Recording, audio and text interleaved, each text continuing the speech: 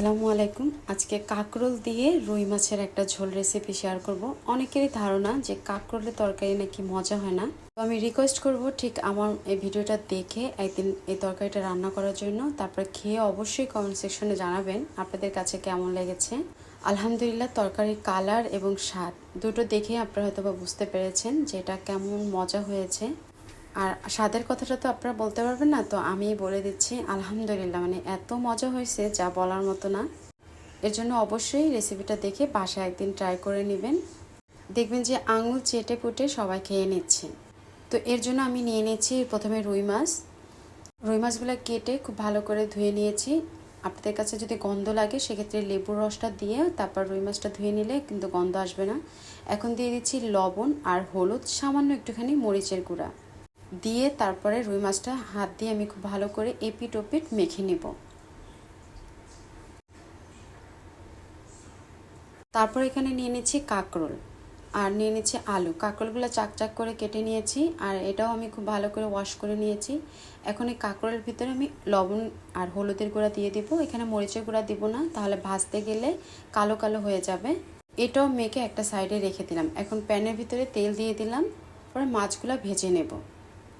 অনেকে একটু বেশি ভাজা মাছ পছন্দ করে, অনেকে আবার একটু কম মাছ। তবে তরকারিতে মাছ যেটা দেওয়া হয় সেটা একটু কম ভাজলে আর কি ভালো হয়।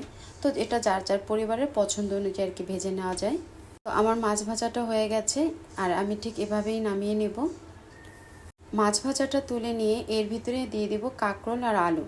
আলু আর কাঁকরোলটা কিন্তু ভেজে নিতে হবে। এই রেসিপি দেখে যদি আপনারা রান্না করেন তাহলে অবশ্যই একটু ভেজে নেবেন। আসলে ভেজে নেওয়া কাঁকরোল আর আলুর এটার তরকারিটার টেস্টই কিন্তু একদম আলাদা হয়ে যায়। তো আমার কাঁকরোল ভাজা হয়ে গেছে, আলুটাও সাথে ভাজা হয়ে গেছে। এক ব্যাচ আমি তুলে নিয়েছি, পরে আমি আর এক ব্যাচও এভাবে করে ভেজে নিয়েছি। এখন একটা প্যানের ভিতরে দিয়ে দিচ্ছি তেল। তেলের ভিতরে 2টা তেজপাতা দিয়েছি। এটা অপশনাল, আমার রুই মাছের গন্ধটা ভালো লাগে না এর জন্য দিয়েছি। আপনারা চাইলে এটা বাদ দিতে পারেন। আর অবশ্যই এখানে পেঁয়াজ বাটা দিতে হবে। আপনারা যদি বাটতে না চান তাহলে ব্লেন্ডার করে নিতে পারেন।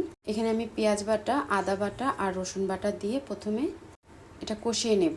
আর যে ভাজা তেলটা ছিল সেই তেলটাও দিয়ে দিলাম। মরিচ দেওয়ার আগে পেঁয়াজ রসুন আদাটা খুব ভালো করে একটু কষিয়ে নিয়েছি। এখন দিয়ে দিচ্ছি মরিচের গুঁড়া 2 চা চামচ। ঝালটা আপনাদের পছন্দ অনুযায়ী দিতে পারেন। তারপরে দিয়ে দিচ্ছি হলুদের গুঁড়া 1/2 চা চামচ, মানে 1 চামচের চাইতে একটু বেশি। আর ধনিয়া আর জিরার গুঁড়া আমি 1/2 চামচ করে দিয়েছি। তারপর এটা মশলার ভিতরে মিক্স করে নেব আর একদম মানে ভাজা ভাজা করে এই মশলাটা কষিয়ে নেব।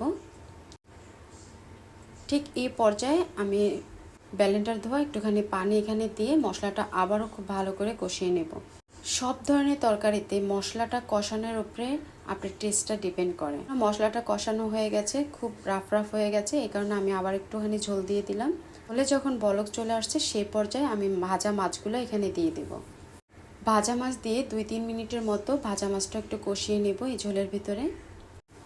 যদি খুব বেশি ঝোলটা গাঢ় হয়ে যায় সেক্ষেত্রে একটুখানি পানি অ্যাড করতে পারেন, কোনো সমস্যা নেই।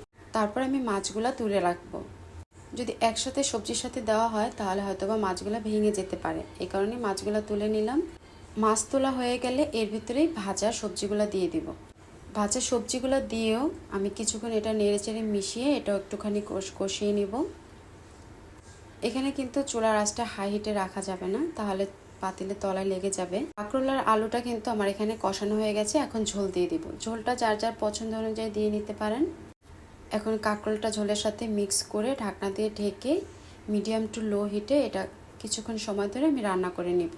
খুব বেশি এখন সময় লাগবে না, কারণ কাঁকরোল আর আলু আগে থেকে ভাজা, আর ভাজা জিনিস রান্না করতে বেশি একটা সময় লাগে না।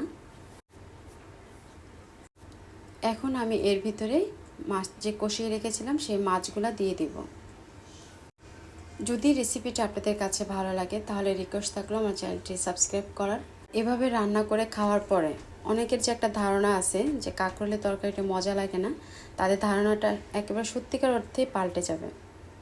তারপরে দিয়ে দিচ্ছি মাছ বরাবর কেটে 3-4টার মতন কাঁচামরিচ। তারপর ঢাকনা দিয়ে ঢেকে আরও 2 মিনিটের মতো রান্না করে নেব। ব্যাস তৈরি হয়ে গেল আমার কাঁকরোল দিয়ে রুই মাছের ঝোল। উপর থেকে আমি ধনিয়া পাতা কুচি দিয়ে দিচ্ছি। যদি ধনিয়া পাতা না থাকে তাহলে টালা জিরার গুঁড়া দিয়ে দিবেন। ব্যাস তাহলেই হয়ে যাবে। গরম গরম ভাতের সাথে তরকারিটা জাস্ট অসাধারণ। তা যে পর্যন্ত